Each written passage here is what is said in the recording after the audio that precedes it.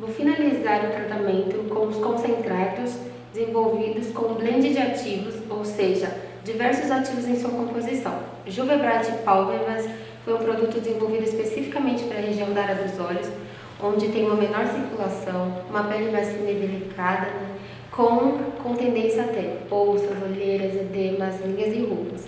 Este produto ele vai conter centelha asiática, fucus, PM, que é o pentacletra macroloba, né, e ativos que vão hidratar, como açaí, né, e não só hidratar, mas fazer ação firmadora nessa região.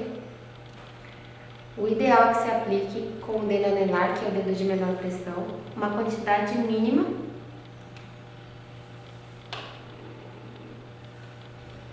realizando movimentos de tamborilamento,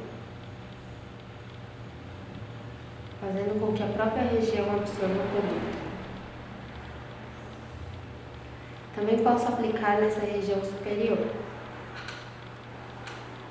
E o produto da face, o Serum Juvesilk C, contém vitamina C pura, vetorizada e estabilizada, copaíba, que tem ação cicatrizante, anti-inflamatória e secativa, açaí, que é extremamente hidratante, e o hibisco, que é anti-idade. De 2 a 3 pumps é o suficiente para a finalização da face. Este produto também pode ser aplicado no pescoço e no colo, porém o rendimento computado não foi calculado.